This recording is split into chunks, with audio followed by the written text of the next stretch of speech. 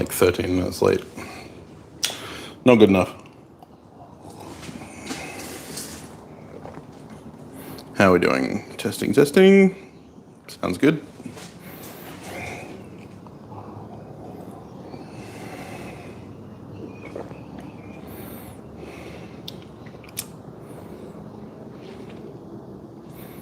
Now we wait.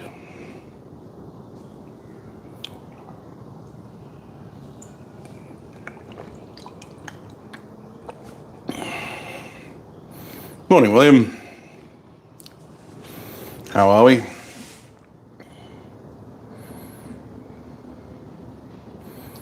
Morning, Ouroboros. Morning, Brad. Morning, Aaron. I should say Caitlin. Morning, Caitlin.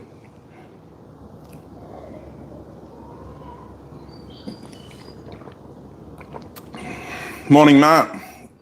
Morning, Eric. How are we all?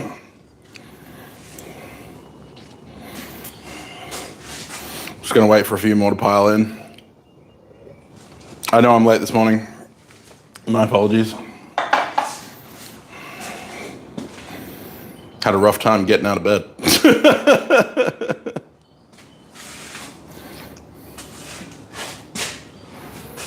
Morning, Lucas. Morning, Aaron.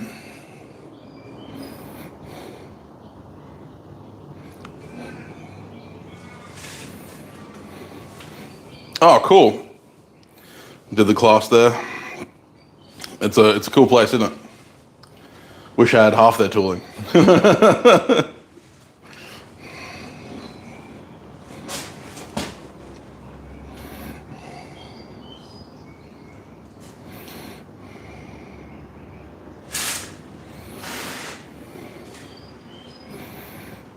$1 degree. That's pretty cool.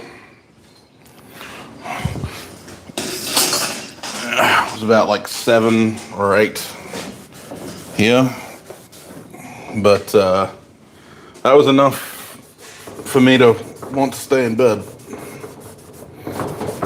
Mostly because bed was comfortable.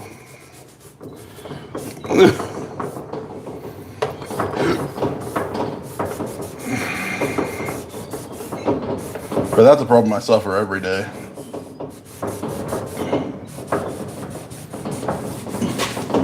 Unless it's summer, in which case I,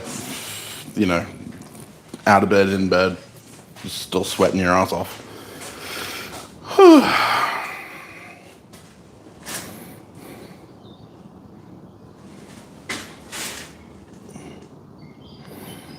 Ooh, started welding up your grinder, that's cool.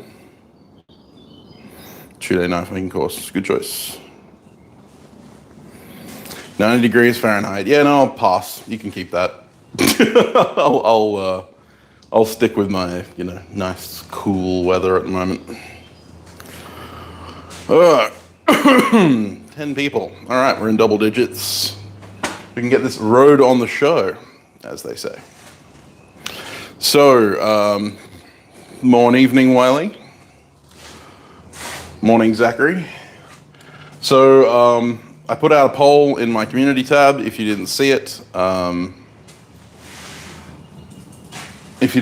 then make sure that you're staying tuned to my community tab.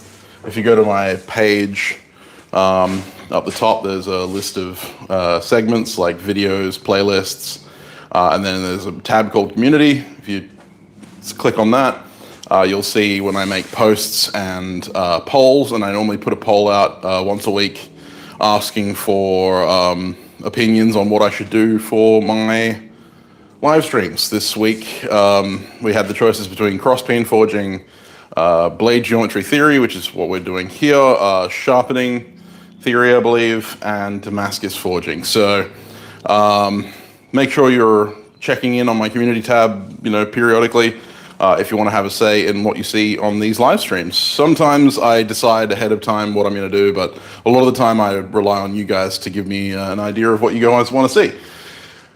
The general consensus was blade geometry was something that you guys wanted to hear about, so here we are. I took, like 15 minutes this morning to draw these up, and I'm going to wipe them off like in 5 seconds, but basically these are some of the basic geometries that you will see. And when I say geometries, we're not talking about the exact angles. We're talking about the cross section of a blade. We'll get into angles in a little while. It's a little bit more of a advanced theory, but when we're talking about blade geometries in general, we're normally talking about the grind styles and how they affect the cut. So each one of these styles has a purpose, and each one of them has a positives and negatives. Morning, Bobby. Professor Towns.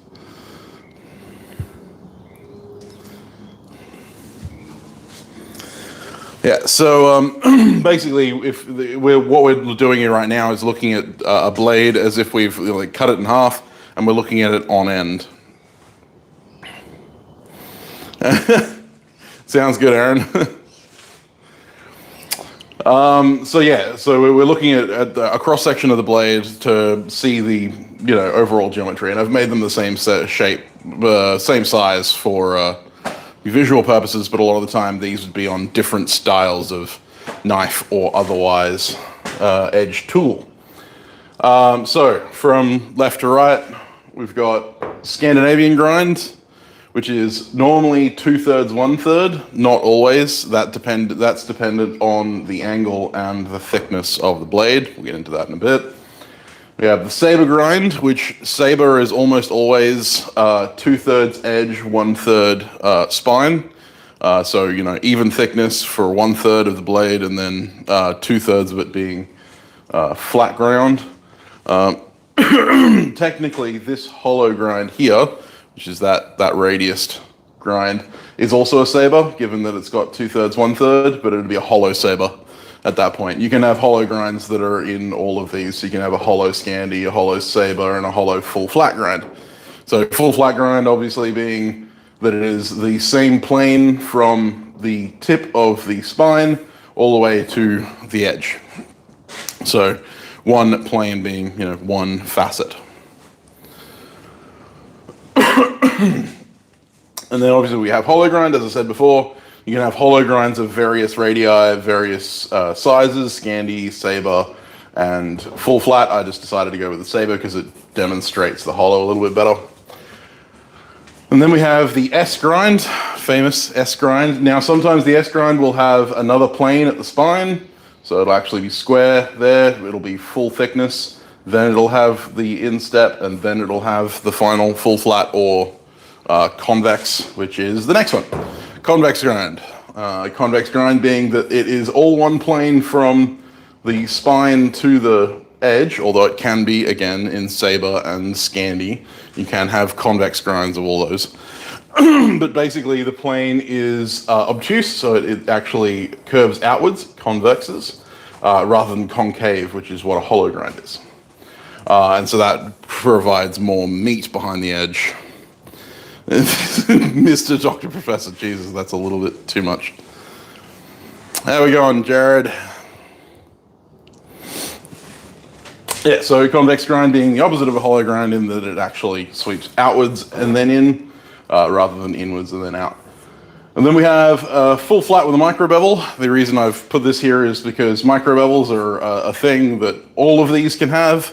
And it's something that we'll discuss in a bit, but basically, as these geometries sit, we're talking about going to zero, right? So all of these are going, and when we say zero, we mean that the planes completely terminate at a sharp edge. There is no secondary bevel in place. And then finally, chisel grind, which is obviously one side is fully flat, and then the other side is the angled side. It can be saber, hollow, and Scandi again. Sorry, saber, Scandi, and full flat. It can also be hollow, it can be convex. But again, basically it comes down to one side is 90 degrees to the spine and the other side is the angled side.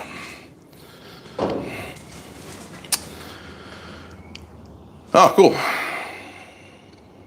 Morning, Barnaby. So, with that being said, all of you should be relatively familiar with these. if you've done any kind of knife making. If you haven't, this will be helpful.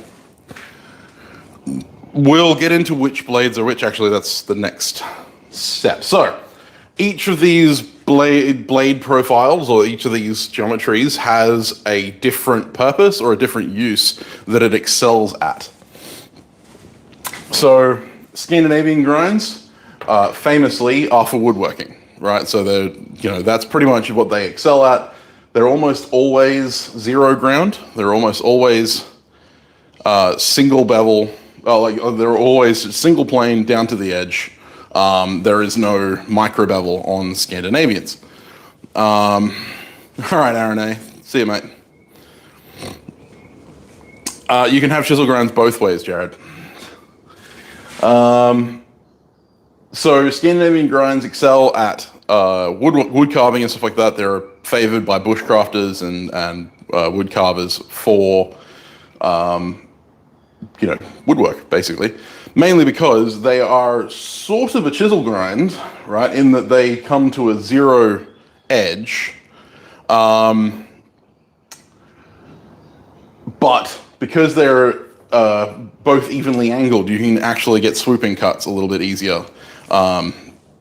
Reverse cuts and forward cuts, rather than having one side dive in a little bit more. So Scandinavian grinds are really good for wood. They're not very good for much else because a Scandi grind is normally 25 degrees. Hopefully you can read that. But yeah, so normally Scandinavian grinds are somewhere between 25 and 22 degrees. And the reason for that is because that is the final edge angle. And that's 25 degrees included. So, no, it's 25 degrees per edge, per side. So 50 degrees included. And included angle is the angle that's created between these two. So that in there is 50.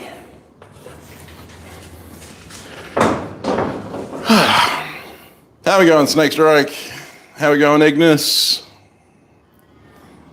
How we going, Joel? So 25 degrees per side, 50 degrees included is normally an average for Scandinavian grinds. They can be a little less, they can be a little bit more, depending on what kind of woods you're cutting normally, and depends on your personal preference. I've seen Scandinavian grinds that have been 20 degrees included, 10 degrees per side, which is very fine.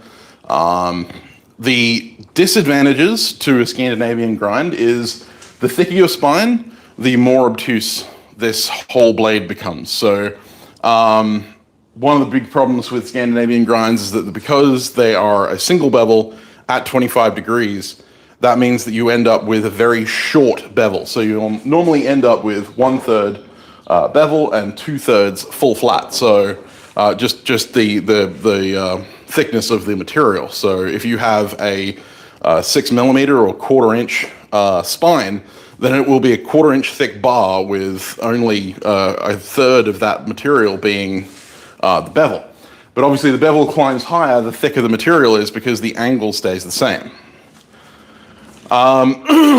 So the other reason that this is not a great grind for general purpose is because being a zero ground edge, it is very fine at the tip, and very fine edges, especially 25 and below degree angle edges, don't handle hard impact or very hard materials or torquing very, very well. How's it going, Ronnie? Morning. All good, Caitlin. Cheers. Thanks for checking in. Morning, Cameron.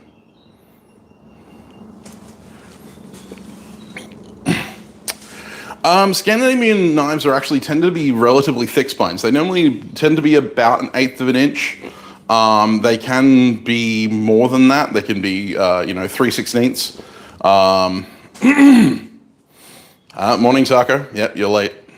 Not good enough. So they tend to be relatively thick, comparative to a lot of other knives, mainly because they're designed to be stout. They're designed to be, you could really work in on wood and stuff like that with them. So they're more like sideways chisels than than knives, really. But Scandinavian grinds are really useful for woodworking. They're fantastic. Actually, I've got an example of a Scandinavian grind. I've got 6 examples over here, but I'll just grab one. So my Sloyd knives. This is a Scandinavian grind. It is a 22-degree included edge angle, around about. But it is 3/16 of an inch thick, so it's designed to really, crunch into that material, not flex too much, not be very thin and whippy. You can have very thin Scandinavian ground blades, but I like my thicker ones because you can really crank on them, and it gives you a little bit more meat to sharpen with. The other downside to Scandinavian grinds is sharpening. Sharpening Scandinavian grinds being that this whole bevel here is the primary bevel, is the cutting edge.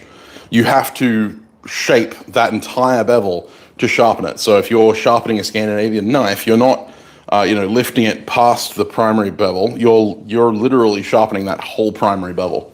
A lot of professional spoon carvers and stuff like that will actually hollow grind their Scandinavian edge and then flat sharpen between the peak of the hollow on the edge and the spine, and that means that they're actually having to abrade less material when you're actually sharpening, which is a good way to go about it. I sell my knives with a full flat grind, full flat Scandinavian grind, maybe slightly convex depending on how I hand sand, if I'm a little bit, topsy-turvy on the day. But very good for woodworking, not much good for anything else except opening boxes.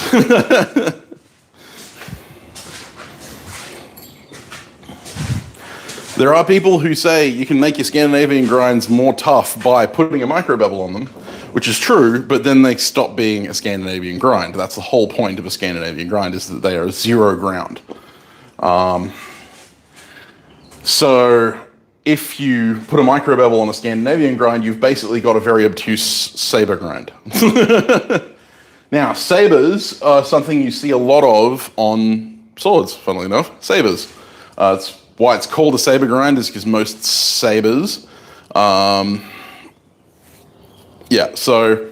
most saber grinds will be seen on, for instance, a katana is, so a Shinogi Zakuri katana is technically a saber grind, although they do tend to taper backwards from the Shinogi, which is the line between the primary bevel and the spine. They actually have a diamond cross-section rather than flat, but saber grinds are quite common. You see them on a lot of hunting knives and stuff like that. I don't like them, mainly because you're basically just making a more obtuse edge than you need to. So obtuse angles, for those of you who didn't do or don't remember school, an obtuse angle is a wide angle, right? And an acute angle is a narrow angle. So the more acute something is, the thinner it is. The more obtuse something is, the wider it is. Obviously, in knives, the more obtuse something is, the less cutting capacity it has, because you have to push more material through your cutting medium. Whatever you're cutting you have to displace more material the more obtuse it is. So with a saber grind, especially a flat saber, you're basically creating a wedge that is more obtuse than your full flat grind, because you're now going from your full thickness to edge in 1/3 less the distance than you would with a full flat, which is why most of my blades, most of my hunting knives are full flat ground. So basically the saber is a bad full flat. It does have its purposes, obviously being more chunky, more, kind of robust. It's quite popular on production knives. So if you production hunting knives and stuff like that, buck, cold steel, that kind of stuff, they all sell Basically hollow sabers, but the hollows are very shallow, so they're almost flat ground saber grinds, and they tend to leave quite a bit of meat behind the edge. And that's because they're basically over engineering for the lowest common denominator of user. They're basically saying, well, okay, if we hand this to, like Forrest Gump, then he's probably going to smash it into some concrete, and we need to be able to say that it'll hold up to that. So they make hollow sabers with a lot of meat because it is basically the best way to make an unbreakable knife. It's not the best way to make a good knife, though. It's a good way to make a sharpened pry bar. So yeah, sabers, not my favorite. Again, they come in various forms. The only time where I like a saber is on a saber or on a sword, where that robust edge is more important than having very fine cutting geometry. And you can get some really fine cutting geometry in a sword with a saber grind, or you can get your really fine geometry with a full flat grind on a blade. But you don't get the same aesthetics with a full flat as you do with a saber grind. With a saber grind, you get that demarcation between the full thickness material, the original thickness of material, and the bevel. So you actually get that nice line running down your knife, which is something that a lot of people aim for. And that is why they go to hollow grinds. But before we get there, full flat grinds are probably the most common grind that you will see out there, especially in the custom knife making world, because it is a very effective kind of design. It is very, it's utilitarian, it's strong, and with a micro bevel, obviously, full flat grind that goes straight to zero is good in, say, like I don't know, a Guto or something that was designed for fine vegetable chopping. Nakiri is another example, although Nakiri tend to be saber because they're so thin. But normally you'll have a full flat with a micro, and that is a very strong but also very fine cutting geometry because you've got the full length of your blade being the wedge, which means that you've got a much more acute angle than a saber grind, and you're having to displace less material as a gradient rather than quickly, which is something that you run into with hollow grinds. Hollow grinds are great for getting fine edges. Most razors these days are hollow ground, and they're normally saber hollow ground, much like this, where the spine is normally quite thick. It's normally about 9 mil thick, or sometimes a little less, depending on the height of razor, because the height and the spine thickness actually are kind of intertwined. And the reason for that is because the spine is actually your honing guide for your edge on a straight razor. Basically, you lay the whole thing flat and strop it across the stone, and the spine gives you your edge angle. The whole idea is that the spine and the edge are supposed to wear away at the same time so that the edge angle remains the same. The disadvantage to hollow grinds is you have a very weak edge right there because it's got no support behind it. Because you're coming in and then to the edge, you have very little support behind the edge, which means that it's much more susceptible to chipping, which is in swords and choppers and stuff like that not very advisable. But it also has the disadvantage of once you've cut through to about here, the angle becomes very obtuse. So you go from having a very fine edge, which is actually finer than your full flat, but then you suddenly become a more obtuse angle than your saber grind. So when you're cutting with a hollow ground blade, and you'll notice this if you do stuff like cutting cardboard, if you try and cut a length of cardboard with a hollow ground knife, is that the edge will pass in really easily. You kind of and then you'll hit that ridge where the hollow starts to swell out, and it'll just stop, and you're kind of through the rest of it trying to push that wedge, because it's a very obtuse wedge, because the angle gets incrementally larger and then exponentially larger as you get to here. So while hollow ground blades will get a much finer edge as a cutting tool, as a slicing tool, you're not actually going to get as much cutting depth out of a hollow ground blade as you would out of a full flat. Like a full flat will pass through a material much faster than a hollow ground blade because it's got an even gradient to its bevel. The hollow ground, basically the only time I like to see hollow grinds is either on stuff like long swords and arming swords where you want to get that real central ridge definition, or on straight razors. On hunting knives, kitchen knives, that kind of stuff, I don't want to see them. I don't want to see hollow grinds on my I don't want to see hollow grinds on my hunting knives and stuff like that because they don't help with cutting.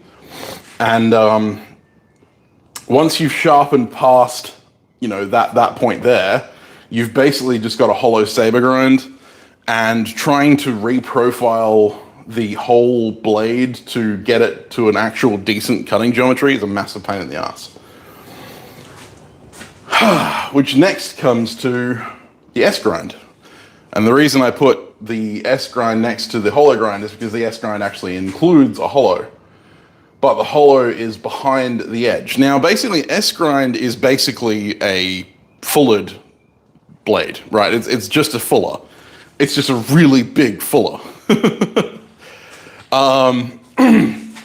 So if you think of an S grind, most of the time when people talk about S grinds, they're talking about kitchen knives, and they're talking about food release, and they're talking about, all that kind of stuff where they're talking about edge geometries being, more obtuse, but then having the thinness of a kitchen knife behind it.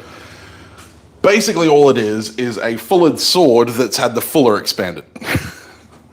Now, it does provide some significant advantages in kitchen knives where you've got very thin spines. Because with a full flat grind, when you're cutting, as you cut, the material is in contact with the bevel the whole way up, which means that it's more likely to have the material stick to it because it's in contact. Any kind of amount of surface contact is going to increase friction. With an S grind, once it's past that initial bevel, it's no longer in contact with the blade, which means that you can get food release. That's what they talk about with food release, is that the bevel being pushing away from the sides of the blade, but also still having that really thin geometry because you're only pushing through this much material here. So it's actually narrower than your full thickness of material, which means that you're still getting that really fine cutting geometry through the material, like a full flat grind, but you're not having the disadvantage of having that full surface contact. For cutting, for choppers and stuff like that, this is not advisable. I would more advise having a kind of more traditional fuller and narrow fuller. But for kitchen knives, an S grind is really good, especially given that most S grinds have a convex edge rather than a flat. Because the flat grind will more tend to push the material around itself and into that concave. Convex grind is more likely to push it away. And the reason for that is because a true convex grind is a grind that, instead of going, flat from spine to peak, or from center ridge to peak, or whatever it is, it curves inwards. Now, this is quite obtuse. And this is normally what you would see on an axe edge, otherwise known as an appleseed grind. You normally hear that in sword terminology when they're talking about sabers and cutlasses and stuff like that. They tend to call them an appleseed edge blade. And the reason for that, obviously, is if you've ever seen an appleseed, it looks something like that. And so that's what they're talking about, is that curve towards the point. Now, a convex edge, this here is being shown a full convex, so convex from spine to edge. You can have convex sabers, convex scandies, again. You can have convex on the bottom of an S grind. You can have convex chisel grinds. You can have convex everything. You can have convex with a micro bevel. But I will say that convex with a micro bevel is probably the worst cutting performance blades that you will get, because you've got the included angle here, right? So basically, let's say you're full convexing. Let's say this included angle here is 10 degrees on a full flat grind. So 5 degrees per face, which is fairly standard for a full flat grind. Let's say that that's 10 degrees.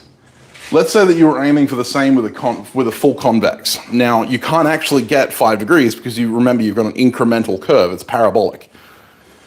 It's an exponential curve, sorry. Parabolic, not incremental. Parabolic.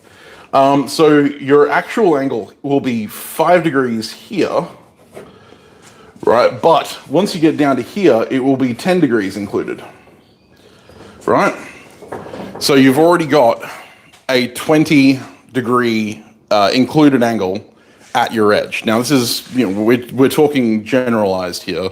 This is not necessarily what the actual angles would be. It would depend on spine thickness and blade height and all that kind of stuff. But for instance, yeah, you start with a 5 degree angle, you can end up with a 10, somewhere around, you may get it with 7 each angle. So you end up with a 20 degree included angle at the tip, and then you put on a micro bevel. Now, micro bevel, say you want to go larger than your already established convex. So if you've got an already established convex of 20 degrees, you're going to need to go to 25 at least, but you probably want to go more than that.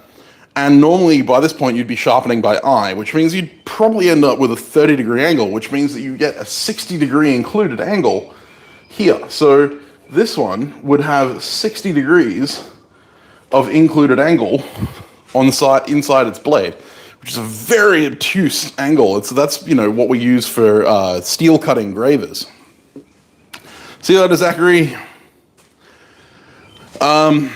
So yeah, 60 degree included angle. Once you've got all of those degrees, all of those angles included in the blade, you end up with a very obtuse cutting edge, which I would normally use for, say, a steel cutting graver, which is not really good for slicing things. So the only time I really use full convex or convex grinds in general will be when I'm doing axes. Or when I'm making my hex hawks and stuff like that, they have a Scandinavian convex grind. So basically they're well, it's almost a full flat with a Scandinavian, because they're full flat for most of the way, and then they have a 25 degree included Scandinavian grind, and that gives it a very sharp, fine cutting edge for an axe. It's not designed to be a knife, it's an axe. I want it to be able to withstand chopping into knots inside very hard woods like jarrah, especially here in Australia. Jarrah being like ironwood over in the US, for those of you who know what ironwood feels like to cut. So the convex grind isn't much use in bladesmithing, except in one very specific instance, and I will talk about that in a minute because it's actually one of my favorite styles of grind. I'm going to wipe all this away before we get to that. But convex grinds make very obtuse blades. Very good for choppers, very good for axes and stuff like that. And then we've got the full flat plus micro bevel, which I spoke about earlier when I was talking about full flat. Basically, you have the same advantages of the full flat, but you get a little bit more edge protection from the micro bevel than you do if it goes straight to an edge, because a 10 degrees included angle on your edge is very, very thin. Good for kitchen knives and stuff like that, but horrible for anything else. So most of my hunting knives and stuff like that are full flat with a micro bevel, or a secondary bevel, the sharpening bevel. I do sell carving knives. Actually, I've got a set of 6 of the Sloyd knives. I had one of them in my hand a minute ago. I ground them yesterday, so they're all ready for hand sanding, or to hand sand them, put handles on them, and then they'll be on my Etsy store. Link in the description. But that being said, yeah, so the full flat with the micro bevel gives you the advantage of the more obtuse angle of say a convex grind. You're gonna have a 25 degree per side, 50 degree included angle on the edge, and that means that you're going to get a much stronger edge, but you're also going to have the cutting geometry of a full flat grind, which is going to be less obtuse and be more, depth or penetrative than your saber grind or your hollow grind. So yeah, it's a good balance between the two. And then finally you have your chisel grind. Now chisel grinds are normally only seen on Japanese kitchen knives, Japanese Japanese everything. The Deba and the Santoku.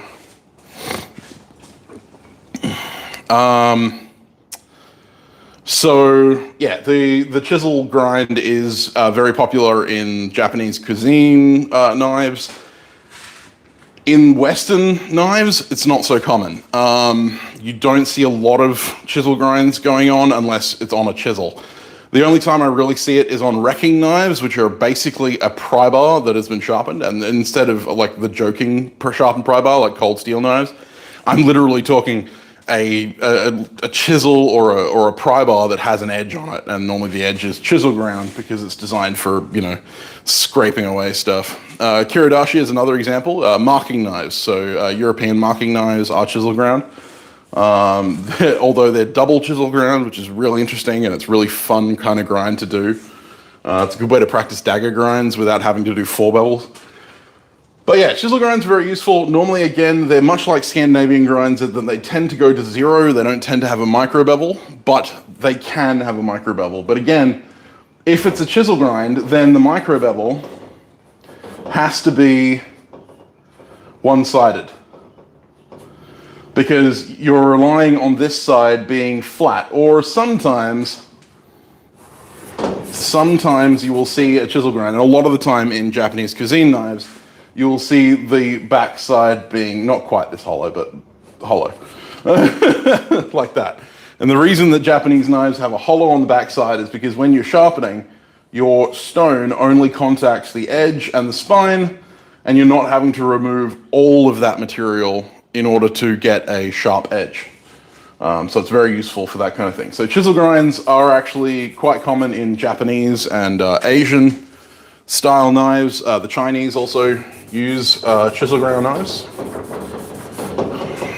So hopefully that's taking you through a lot of the basics of edge geometry in various forms, because we're going to wipe this off. You can always go back on the recording and take a screenshot if you need to.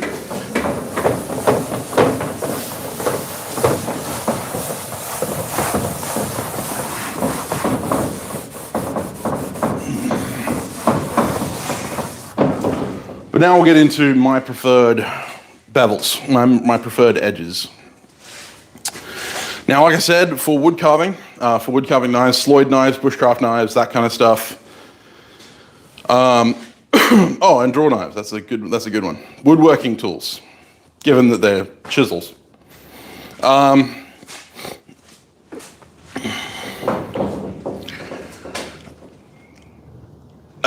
Sort of sparks. The big thing is that it's not necessarily the grinding style. They'd actually forge those hollows in rather than grinding it in. So it was definitely a design choice.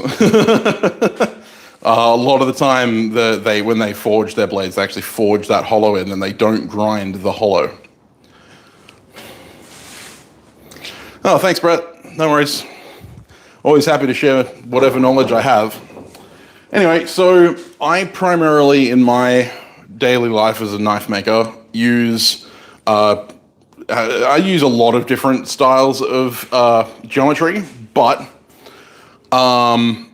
normally I only use chisel grinds for my woodworking tools. So kiridashi, draw knives, chisels.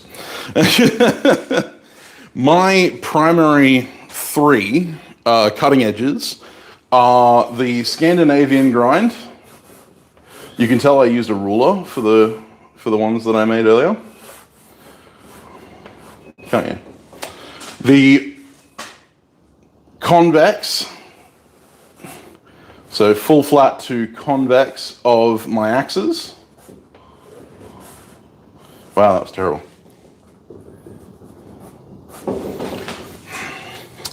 And my favorite geometry for most knives, hunting knives, choppers, my Bowie knives, all that kind of stuff. And that is what I have taken to calling the ABS grind, because it's used by quite a few mastersmiths in the ABS.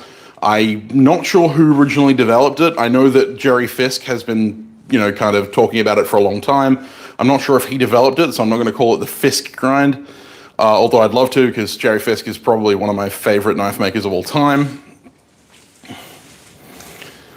It's a rule. I used a rule.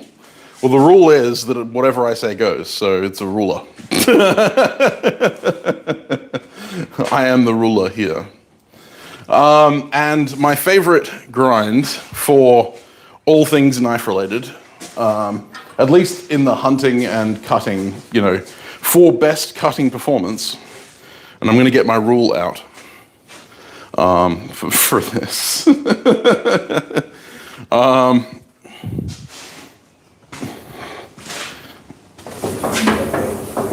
Yeah, so I use Scandinavian and flat convex. Scandinavian for my wood carving knives and for my bushcraft knives.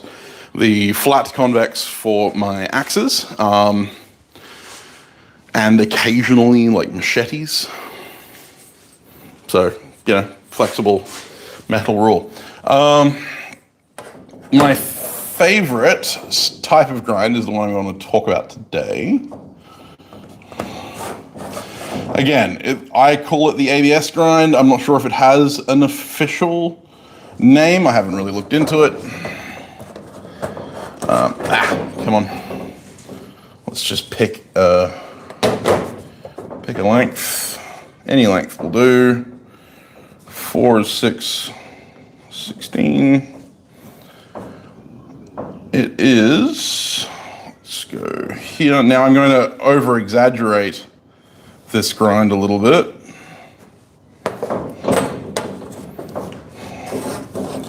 Because I want you to be able to see it. It's actually a lot more subtle than this.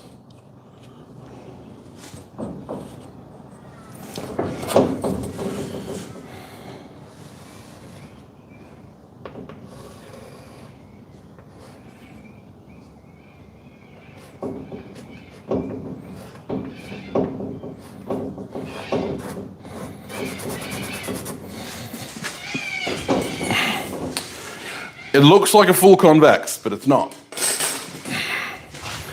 And again, this is way over-exaggerated to what it actually is. So, my favorite form of grind, the grind that I use on all my hunting knives and all of my fighting knives and Bowie knives and choppers and stuff like that, is the ABS grind. The Bladesmith grind, the Fisk grind, whatever you want to call it. Now, it is a full flat for this length here, which is normally 2/3 to 3/4 of the blade, so full flat. And then you've got a micro convex, or right, for the last quarter to third, and then you have a micro bevel. Right, now that sounds like it's going to have a lot of included angles, but what we're actually looking at is about 5 degrees here. We're talking about an addition of 1 degree for a total of 6, right? And then we're talking about our final edge angle of roughly 22 degrees. So our included angle in here, once we add up the 5 and the 1, so 6, is an included angle of about 12 degrees, right? So 12 degrees behind the edge, 22 degree final bevel. You're going to have a very strong, but also very acute cutting edge. The reason for this, the reason that I like this cutting geometry better than a full flat or a convex in turn, is because you get the advantage of the fine geometry of a full flat. You get that really fine taper, which means that you're going to slide through material quite easily. You get the advantage of the strength of a convex because you're slightly convexing that surface in. There is more air, there is more metal behind the edge. There's a little bit more meat behind that edge than if it was just a straight flat to the primary bevel, which means that it's going to withstand shock a lot better, especially in stuff like Bowie knives and stuff like that. Yeah, so it's going to be a little bit more, kind of strong than your standard full flat. And then the addition of a micro bevel is helpful in that it doesn't require you sharpening an entire surface, and it also means that you don't have a 12-degree included angle in your edge, which would be very fine. It'd be a very nice edge. All right, cheers, Josh. Thanks for checking in, mate. But, yeah, it would be a very cute edge and very good for slicing vegetables, but it wouldn't be very good for cutting anything else. And I've used this geometry on everything from, 3-inch hunting knives to my 11-inch buoy, my 11-inch Muso buoy. And I've chopped 2x4s with this thing. Pretty much everyone who's passed the Mastersmith and Journeyman Smith tests has used this grind specifically.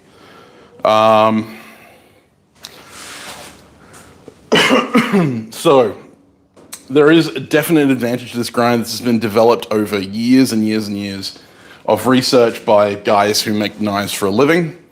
And again, I call this the ABS grind. If you want to know more about it,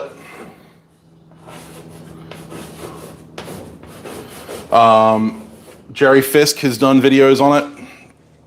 I know that Kyle Royer has done videos on it. If you do his Bowie online class, he does this grind on his Bowie knife. So yeah, but the big thing is that it's not obtuse. It's not a very obtuse convex to the edge. The Fisk grind, yes. Fisk doesn't have an E in it, but I'm cool with calling it the Fisk grind. Yeah, this is not obtuse. On a kukri, actually kukris have a traditionally S-ground blade, so they're actually hollow. This is very, very kind of, actually they've got a peaked. They normally have a peaked spine. Let's do a kukri justice, shall we?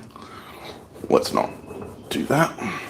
And then they have a very obtuse. If you were to cut a kukri in half, that's basically what you'd see. That is a kukri grind, and it's very obtuse. Normally, their spines are about 12 mil to 10 to 12 mil, and then you've got a hollow grind, which is normally forged in, and then you've got the grind that they use an angle grinder to normally hollow that out, and then they normally have quite an obtuse convex grind to create an axe-like edge, which is good for a chopping tool like a kukri. But again, that's just an S grind. Like the kitchen knife S grind, except way more obtuse and way more obvious. I'm not saying that that's every kukri. Obviously, there's Siripate and stuff like that that have multiple fullers, and sometimes they have full flat to convex and all that kind of stuff. Full flat to convex on a kukri is actually quite good, but it makes it a lot heavier. The hollow is there for a good reason. To keep the weight down, because the spines are so goddamn thick. But yeah, the ABS grind is probably, I hate to call it the perfect grind, but it's pretty much the perfect grind. I don't know of a task that this grind can't do okay. Like, it won't do everything well, like it won't do everything perfectly. But I can wood carve with this grind. I can, it's really good for dressing game and chopping through bones and stuff like that. I can use it on my kitchen knives and stuff like that, although I don't tend to on my kitchen knives. My kitchen knives, I tend to either S grind or full flat with a micro, because I want that little bit of a finer geometry than this gives me, but not much. It doesn't need to be much. But yeah, so the ABS grind is something that I use on 90% of the work that I do that isn't, wood tools or kitchen knives. And seeing as I make a lot of fighting knives and stuff like that, this is the grind that I go to. And like I said, you can chop 2x4s with this thing, but you can also slice anything with it. This is actually quite commonly used by cutting competition users, like cutting competition competitors.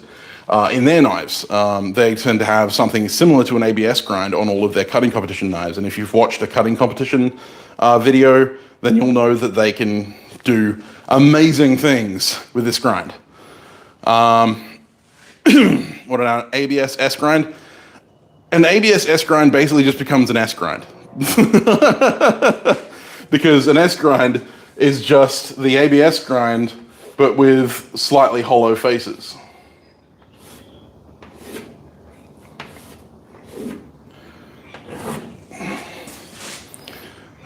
Yeah, so basically an S grind is just the ABS grind, but with hollows instead of flats.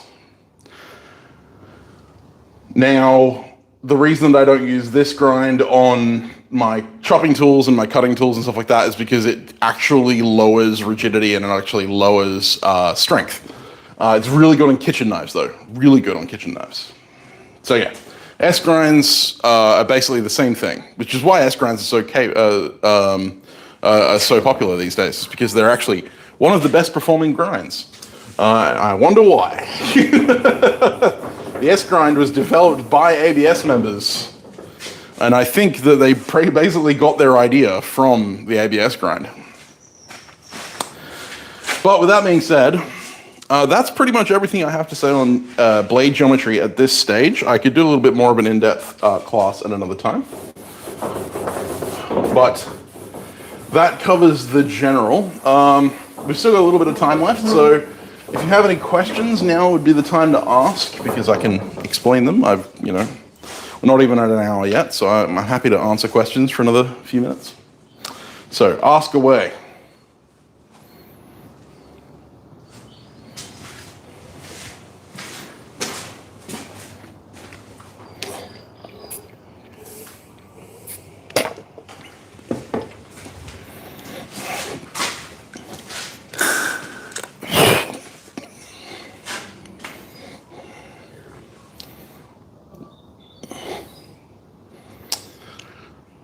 Yeah, I have seen that, Wiley. So, yeah. Yeah, everyone's trying new things, and when a new thing works, that's what they go with. I'm kind of half and half on the S grind on one side. From a custom perspective, if you're making it for a specific person, then I would say that that's a good idea, because you can have right or left-handed S-ground blades. But if you're selling it as a general, like if you're just making it and selling it, then you'd have to advertise it as a right or left-handed S-ground blade, because one side would be flat ground, and that means that if a left-handed person uses a right-handed single hollow S-grind, then they're going to end up having food stick to their blades. Yep, the Creative Man grinding jig is a great jig. The OBM jig is another one. There's another way to grind bevels. If you go to my videos, there's a video on how to grind a knife, both post-heat treat and pre-heat treat, and there's an easy way to make a jig, which is literally just a block of wood that you cut the angle into and then put a couple of nails in it to hold the blade on. Very, very quick to make, very, very easy, and it will give you the edge angles you want. Most of the time, when I'm talking about angles here, these are rough estimates. I don't measure my angles, I don't use jigs.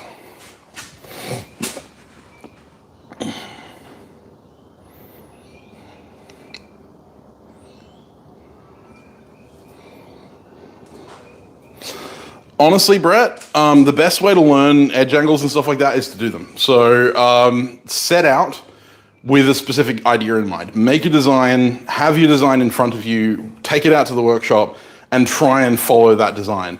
The best way to make your angles is to do a little bit of math on flat stock. And it's a really good way to test your grinding skills. Grind something out of a flat bar of steel. This is a file. Grab yourself a file or something like that and draw a line along the side and draw your center line on your edge and try and get the angle to match between the center line and that line you've drawn on the side. And basically what that means is that you're going to get a perfect angle there. And if you do some basic, Pythagoras' theorem will give you that angle if you want.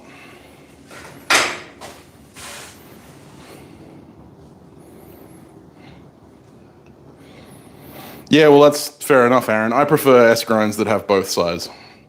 Yes, my Sloyds are 52-100. Good to see you watching, Rob. Yeah, so when I'm grinding my knives, I just tend to do it by eye. It's all kind of, I know what I'm looking for. And I don't really like to stick by hard and I don't like to stick by hard and fast angles unless I'm doing stock removal, in which case I will have layout lines and stuff like that. When I'm going forged blades, I actually prefer to just do it by eye. It's not the most accurate way to do it, I know, but yeah, we all have our preferences. Yeah, you can get a Pythagoras app that will let you. Hey, Paul.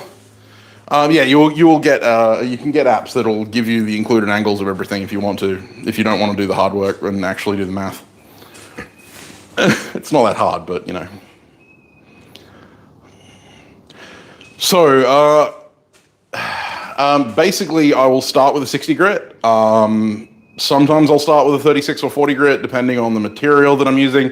Depending on the size of the blade that I'm using, if it's a really deep and long blade, I'll tend to use a 40 because it'll just speed up the grind a little bit. But then if I do a 40, then I'll go to a 80 or a 60. If I start with a 60, then I'll go to 120 and then 240 and then a 45 Trizact, which is 400 grit equivalent.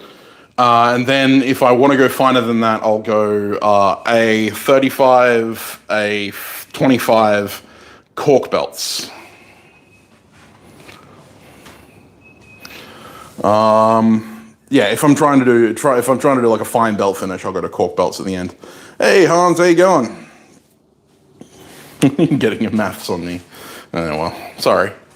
Terribly sorry. Not really.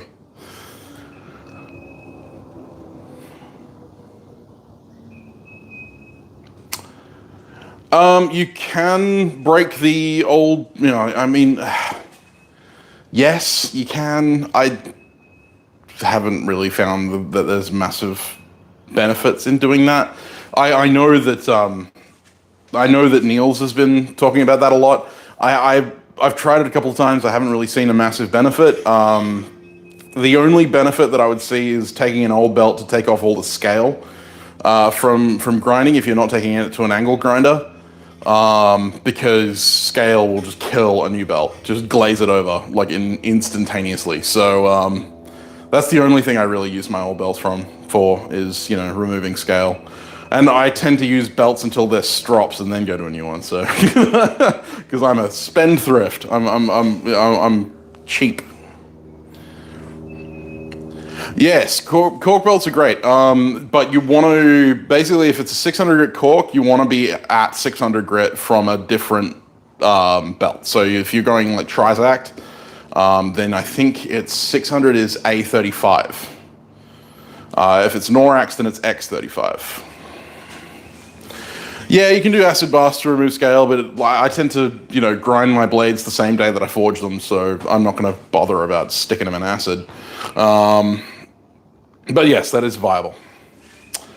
No, cork belts are a completely separate brand. I'm not sure who makes them. Let me just check. I think it's Hermes. Yep, it is Hermes. There you go. Hermes cork belts are the only ones that I've come across.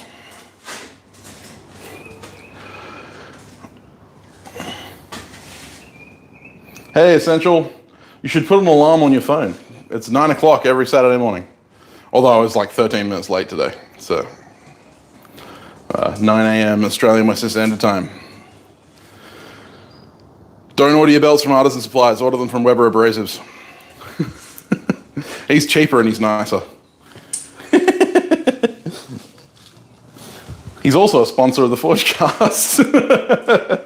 Hey, Jake, how you doing, man? Shouldn't you be at work or something?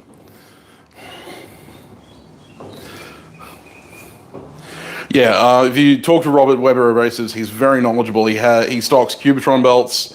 He also has Trizacts and Norax and every kind of belt under the sun. He's a really nice dude, and pretty much everyone who's dealt with him that's messaged me to thank me has said that he's just a really brilliant dude. is nearly everyone that he buys from him always ends up getting extra stuff in their packages because Rob's just like gives away stuff for free. He's insane. He also stocks COAT sanding paper, which I found in the lower grits is actually a lot better than Rhino Wet, which is something I was surprised by because I was a massive Rhino Wet fan for a long time. So, well worth looking into.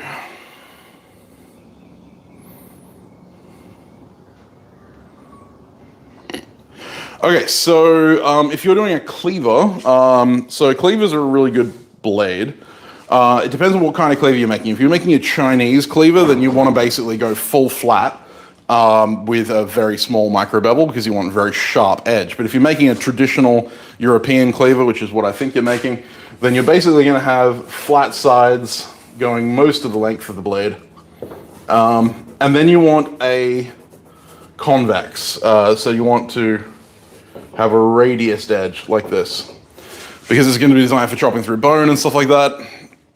The best way to do this is either on a slack belt, which is basically just the point between two wheels on a grinder where you don't have a flat platen, or you can do it with a flap grinder or with a flap disc. And basically, in order to do a convex grind with a flap disc, you do 1 pass, 2 passes, 3 passes with the flap grind with the flap disc. So you 1 pass and then 2 passes and then 3 passes, and you're going to gradually have this. And then you just blend it all together. Yeah, like an axe, exactly.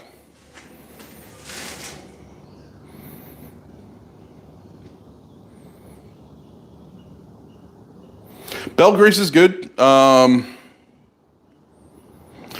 and clearing belt cleaning sticks are great for having when you're doing wood. They're not really good on steel belt grinder belts. Hello, Nicholas. How you going?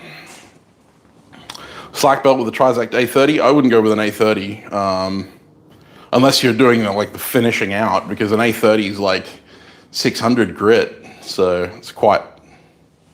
Yes, Appleseed profile, exactly right. That's what I normally use for my cleavers. If I'm doing like a Western style cleaver, if I'm doing like a Chinese cleaver, then I'm much finer. But that's almost an Akiri. It's just slightly larger. But yeah, that's a good cleaver profile. Any other questions?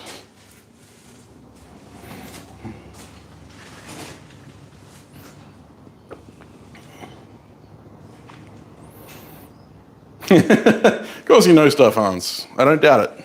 I'm looking forward to getting your hammer very soon, in the next, couple months. Great Nole. Yes, I'm full of Nole. Many more ways than one. Well, ask away, Joel. Now's the chance. How's the forge? It is healing.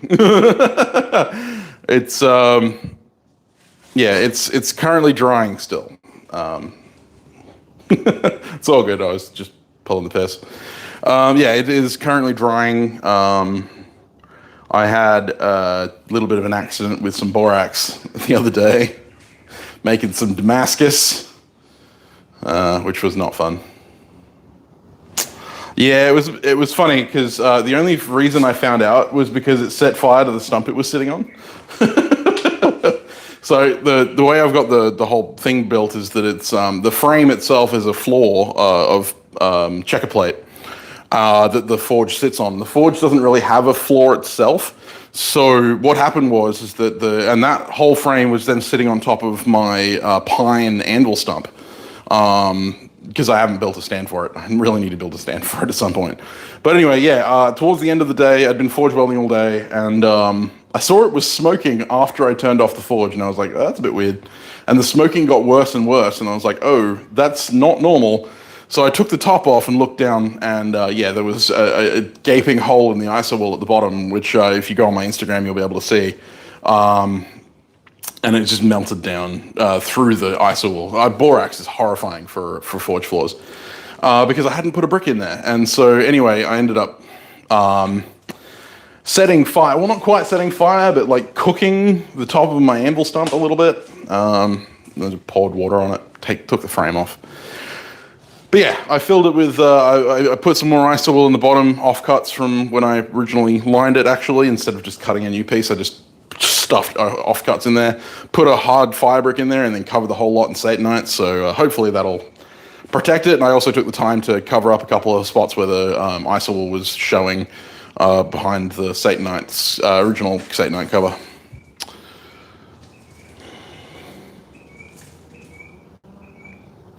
So there is actually almost no practical difference between a Puukko and Sloyd knives. The difference between Sloyd knives and Puukkos tend to be the length. A Puukko tends to have a 4.5 inch blade, roughly a 4 to 5 inch blade, standard.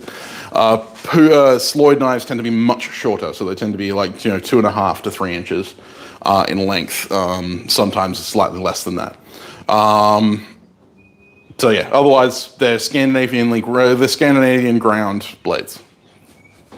That's all. Are you right?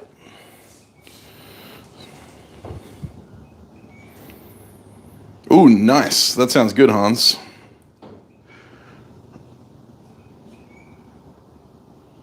Yeah, no, graphite molds don't like borax either. What is a good grinding for Damascus to show the pattern better? It will depend on the pattern that you're going for. So if you're going for like twist Damascus, you're gonna need to grind a third of the sides off each side in order to get to those really nice stars. If you're talking about a grinder finish for Damascus, don't. That's my answer. I hate grinder finish Damascus etches because they almost always show the grinder lines in the etch. Hate it. Hate it, hate it. Don't do it, please. Hand sand your Damascus.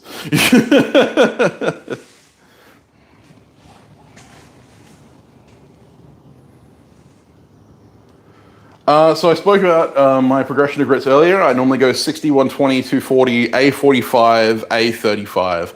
And then I tend to go from hand sanding from there. If I'm going for a belt finish, I'll go A45, A35, sometimes A25, and then I'll go to cork polishing belts.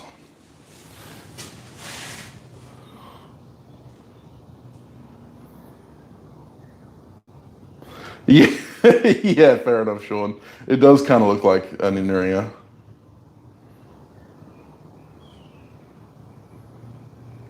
Modified garden hoe. I would recommend something like a 50-degree angle. So, on my shovels and spades and stuff like that, I tend to do a 50-degree angle. So you don't want like a 90. But you want to, 50 degree, just slightly over 45 is good. It's sharp enough to get through like roots and stuff like that, but it's going to be obtuse enough that it's not going to take too much damage from rocks. I do forge 2.5 pound rounding hammers, and they are normally $175 Australian. My chickens do give eggs. So, bi-directional cable, 15 and 20 center oil quench after 3 normalization cycles. The questions with the issues with warping. There could be. Cable Damascus, being that the cable is already twisted, you don't normally have the same issues that you get with twist Damascus, where the twist Damascus wants to untwist, but you can. You can get some cable Damascus that wants to untwist itself. In the heat treat, which is always a massive pain in the ass and it's impossible to friggin' counter for. But given that it's a cleaver and I'm expecting that it's going to be like 3/16 of an inch thick at minimum, probably more 1/4 of an inch or 3/8, you're going to want you're not really going to worry about it warping too much. And I would advise an edge quench over a full quench for your cleaver.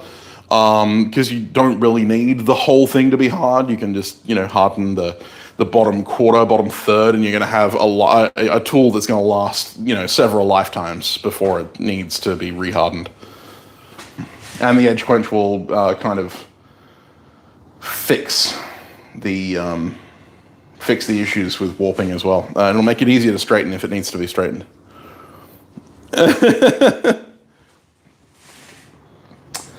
Well, that is the downside, Wiley. But you'll always come up with new questions. But yeah, no, we get normally about 3 eggs a day out of my chickens, which are, we have 3 chickens, so 3 eggs sounds about right. What hardness is best? That question is completely Nebulous. It depends entirely on what it's used for.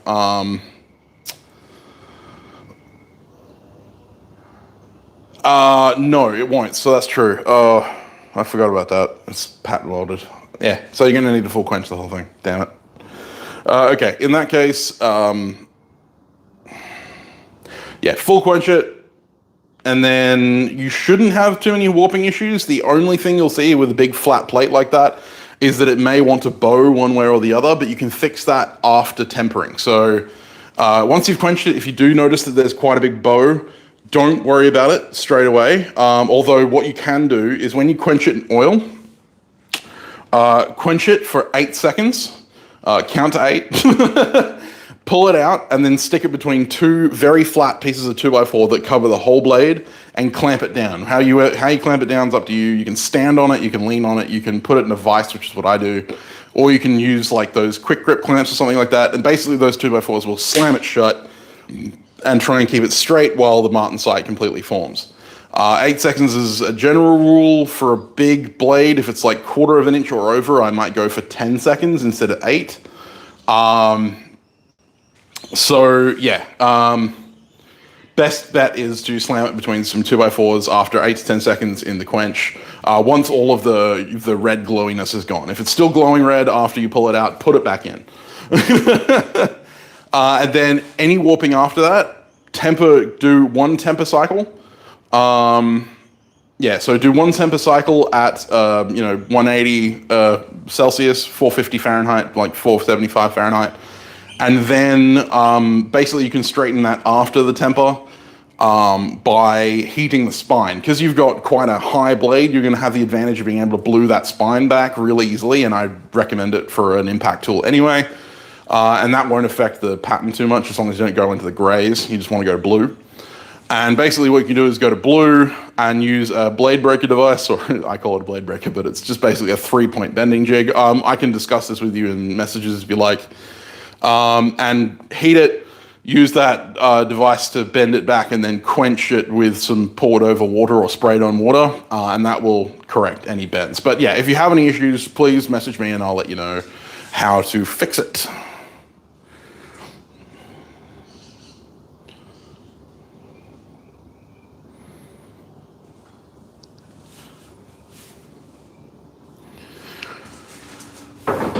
Pressure plates, yeah. So yeah, the reason that not everyone does it is because it's not always necessary, especially on shorter blades. So like, on my hunting knives and stuff like that, I don't bother because there's such a short length that I'm not going to be able to have much effect on it, and it's a pain in the ass to set up. On longer blades, yes, absolutely necessary. Swords and stuff like that, if you can do it, do it. But yeah, no, most of the time it's just more of a pain in the ass. The only time where pressure plates are really advantageous is when you're air quenching stainless steels and CPM steels. But I don't do any of that. I only do high carbon steel, for now, at least. I don't have a temperature controlled kiln yet. I will, one day. But yeah, so that is one of the things. Yeah, so aluminium plates are used for air quenching stainless steels. They're not good for high carbon steels. They don't have the heat soak abilities of oil or water. They're used for air quench only. Oh man, if someone could get Paragon to sponsor me, I'd friggin' be over the moon. I'd jump for joy. I'd film it too. Yeah, 1-inch chisel will be fine. Depending on what it's made out of. If it's an old like masonry chisel or something like that, then yeah, be fine. I'd love for Paragon to be a sponsor. The best hardness for the garden hoe blade, you want somewhere around 55, 54, not super hard. You don't want it super soft. You don't want it like in the 40s or the 50, or on 50. But yeah, you don't want it super hard because it'll chip real easily. You can get away with like 57, 58. So temperature of about 190 degrees Celsius. What's that, like 475 Fahrenheit, 500 Fahrenheit, about that. Yeah, I have seen Redbeard Ops. He's pretty good. Thanks, Greg Campbell. Cheers for watching. The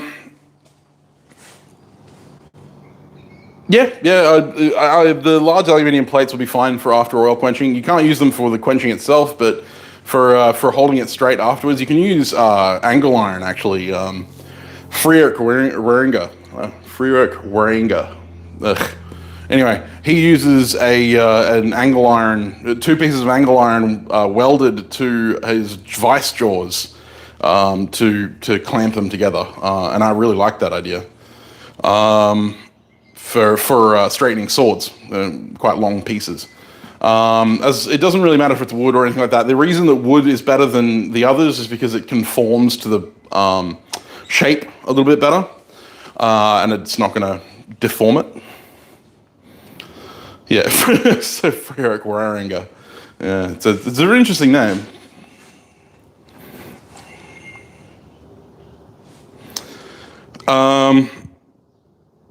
The only disadvantage with the aluminium plates, I will say before anything, is that you could dent the plates if you clamp down on it hard enough. So don't clamp down on it too hard.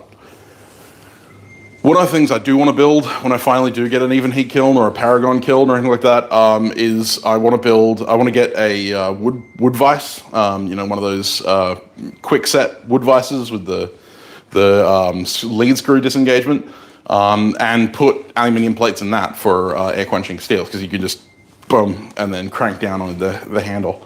I've seen a couple of people do it and it looks amazing, so I want to do that.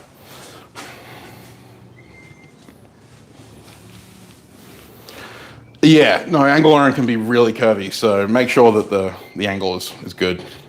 Titanium plates would work. I mean, it doesn't really have to be titanium, it could be steel. If you're just talking about straightening after quenching.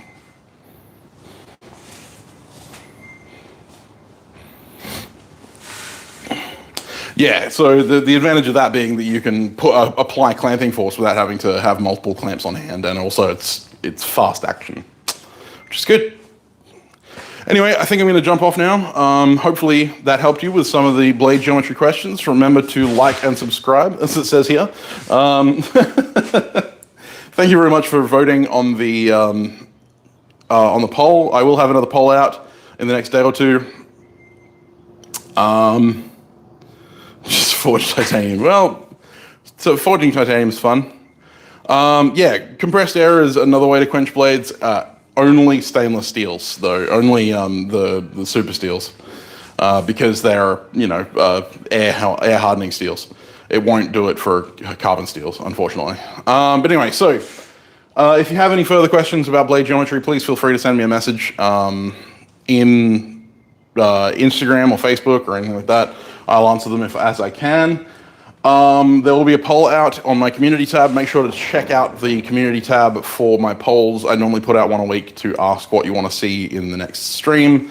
Basically, I give you 4 options, things that I'm willing to do for that stream, and you can vote on them, and whatever gets voted for happens, which is what happened here. Is blade geometry was voted for in the last one. So thank you very much for watching, guys. Have a fantastic weekend. Have a fantastic week. I already have next week's video filmed and almost edited completely, so my patrons will be seeing that later today, and you guys will see that on Wednesday. I also have some more plans for some more videos very soon. I have the class video from my $10 patrons and up. I'm planning on a Patreon-only build for all of my patrons, including the $1 patrons. I've decided the $1 patrons deserve some content, because even though the bellow pumpers, as I call them, is mostly a kind of throwaway donation of $1. I decided that having some content would be good for them as well. So check out my Patreon, check out my Etsy store, check out all my Instas, my Insta and my Facebook, all my social medias. I also have merch on Redbubble, which is, you can get my face on a mug. I also have the Forgecast merch on my store, and also there is the actual Forgecast mug, which is available through Valhalla Iron on Redbubble for how Ironworks, being Alex, my co-host from the Forgecast. Most recent episode was Aaron Reichhardt from Aaron Reichhardt Swordsmith, who makes some amazing swords, and we had a great conversation.